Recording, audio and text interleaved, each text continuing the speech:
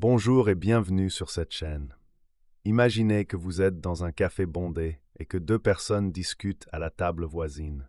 L'une parle de son équipe de football préférée avec passion, défendant chaque joueur comme s'il s'agissait de membres de sa famille. L'autre critique sévèrement l'équipe adverse, trouvant des défauts partout. Vous venez d'observer le biais de groupe en action, un phénomène psychologique fascinant qui influence nos décisions quotidiennes sans même que nous nous en rendions compte. Aujourd'hui, nous allons explorer ensemble ce mécanisme mental puissant qui façonne nos relations, nos opinions et même nos choix de carrière. Vous découvrirez pourquoi nous favorisons instinctivement les membres de notre groupe et comment cette tendance peut parfois nous jouer des tours. Préparez-vous à remettre en question certaines de vos propres réactions automatiques. Le biais de groupe, aussi appelé favoritisme intragroupe, représente notre tendance naturelle à favoriser les personnes appartenant au même groupe que nous, tout en désavantageant celles qui n'en font pas partie. Cette préférence automatique influence nos jugements, nos évaluations et nos comportements de manière souvent inconsciente. Pour bien comprendre ce phénomène, imaginons une expérience simple. Des chercheurs divisent aléatoirement des participants en deux groupes selon leurs préférences pour deux peintres abstraits. Même si cette division reste complètement arbitraire, les participants commencent rapidement à favoriser les membres de leur propre groupe, leur attribuant des qualités positives et des ressources plus importantes. Cette expérience révèle la facilité déconcertante avec laquelle nous développons des préférences groupales. Notre cerveau semble programmé pour créer instantanément cette distinction entre nous et eux, même dans les circonstances les plus artificielles. Mais d'où vient exactement cette tendance? Les scientifiques proposent plusieurs explications complémentaires. D'abord, l'évolution aurait favorisé les individus capables de coopérer efficacement au sein de leur groupe tribal, augmentant ainsi leurs chances de survie. Cette coopération nécessitait une identification claire entre alliés et étrangers potentiellement dangereux. Ensuite, notre estime personnelle dépend en partie de l'image de nos groupes d'appartenance. En valorisant notre groupe, nous renforçons indirectement notre propre valeur. C'est pourquoi les supporters sportifs ressentent une fierté personnelle lorsque leur équipe gagne, comme s'ils avaient participé à la victoire. Finalement, la catégorisation sociale simplifie notre compréhension du monde complexe qui nous entoure. Plutôt que d'évaluer individuellement chaque personne rencontrée, nous utilisons des raccourcis mentaux basés sur l'appartenance groupale. Observons maintenant comment ce biais se manifeste concrètement dans notre quotidien. Au travail, les managers ont tendance à mieux évaluer les collaborateurs de leur propre département, même à compétences égales. Cette préférence peut influencer les promotions, les augmentations et les opportunités de formation. Dans le domaine éducatif, les enseignants notent parfois plus généreusement les élèves partageant leurs origines culturelles ou sociales. Cette tendance, bien qu'involontaire, peut créer des inégalités significatives dans les parcours scolaires. Les réseaux sociaux amplifient également ce phénomène. Nous partageons plus volontiers les contenus provenant de personnes similaires à nous, créant des bulles informationnelles qui renforcent nos croyances existantes. Cette sélection biaisée de l'information peut limiter notre ouverture d'esprit et notre capacité à comprendre des perspectives différentes. Le monde du recrutement illustre parfaitement ces mécanismes. Les recruteurs favorisent souvent inconsciemment les candidats issus de formations similaires aux leurs, fréquentant les mêmes cercles professionnels ou partageant des références culturelles communes. Cette tendance peut perpétuer l'homogénéité des équipes et limiter la diversité organisationnelle. Dans le secteur médical, des études révèlent que les médecins prescrivent parfois des traitements différents selon l'origine ethnique de leurs patients, même pour des symptômes identiques.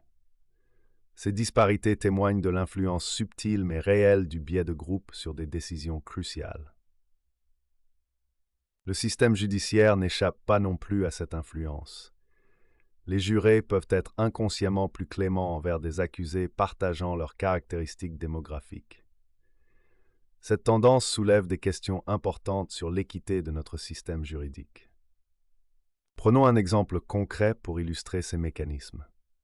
Marie, responsable marketing dans une entreprise technologique, doit choisir entre deux agences créatives pour une campagne publicitaire. L'agence Alpha présente une équipe jeune, diplômée d'écoles de commerce prestigieuses, tandis que l'agence Beta emploie des créatifs autodidactes au parcours atypique. Bien que les deux propositions créatives soient équivalentes en qualité, Marie ressent une connexion immédiate avec l'équipe d'Alpha. Leurs références professionnelles lui semblent familières, leur approche méthodologique rassurante. Sans s'en apercevoir, elle développe un biais positif envers cette agence qui lui ressemble davantage. Cette préférence influence subtilement son évaluation des propositions. Elle interprète les idées d'Alpha comme innovantes et celles de Beta comme risquées. Elle attribue les qualités d'Alpha à leur expertise et les défauts de Beta à leur manque de structure. Finalement, elle recommande Alpha, convaincue d'avoir fait le choix objectivement meilleur. Cet exemple montre comment le biais de groupe opère de manière sophistiquée. Il ne s'agit pas simplement de favoriser ouvertement son groupe, mais plutôt de filtrer l'information de façon à confirmer nos préférences initiales. Heureusement, plusieurs stratégies permettent de limiter l'influence de ce biais sur nos décisions. La première consiste à développer notre conscience de ces mécanismes. En reconnaissant l'existence du biais de groupe, nous pouvons questionner nos réactions automatiques et examiner nos motivations plus attentivement. La diversification de nos cercles sociaux représente une autre approche efficace. En nous exposant régulièrement à des personnes différentes, nous réduisons la saillance des catégories groupales et développons une vision plus nuancée des individus. Dans les contextes professionnels, l'implémentation de procédures standardisées peut atténuer l'influence des biais personnels. Les grilles d'évaluation objectives, les entretiens structurés et les décisions collégiales contribuent à une évaluation plus équitable. La formation à la diversité et à l'inclusion sensibilise également les individus à leurs propres préjugés. Ces programmes permettent de développer des réflexes plus égalitaires et de reconnaître les situations à risque. Enfin, la pratique de la perspective alternative aide à comprendre les points de vue différents. En nous efforçant d'imaginer les situations depuis d'autres angles, nous développons notre empathie et réduisons nos jugements hâtifs. Il convient cependant de noter que le biais groupe n'est pas entièrement négatif. Il facilite la cohésion sociale, renforce la solidarité communautaire et permet une coopération efficace au sein des équipes. Le défi consiste à préserver ces avantages tout en limitant les discriminations injustes. L'équilibre optimal nécessite une approche nuancée. Nous pouvons cultiver la loyauté envers nos groupes d'appartenance tout en restant ouverts et équitables envers les autres. Cette attitude demande un effort conscient, mais produit des bénéfices considérables, tant personnels que collectifs. En conclusion, le biais de groupe représente un mécanisme psychologique fondamental qui influence profondément nos interactions sociales. Bien qu'il découle de tendances évolutives utiles, il peut générer des inégalités et des injustices dans nos sociétés modernes. La reconnaissance de ce biais constitue le premier pas vers des décisions plus équitables. En développant notre conscience de ces mécanismes et en adoptant des stratégies de compensation appropriées, nous pouvons préserver les bénéfices de l'appartenance groupale tout en limitant ses effets discriminatoires. N'hésitez pas à observer vos propres réactions dans les situations quotidiennes. Vous découvrirez probablement des exemples surprenants de l'influence subtile mais persistante du biais de groupe sur vos jugements. Cette exploration psychologique vous est ici la chaîne et la chaîne pour le psychocognitif Vesinska. Partagez également vos propres observations en commentaire. Avez-vous déjà remarqué ce type de préférence dans votre environnement?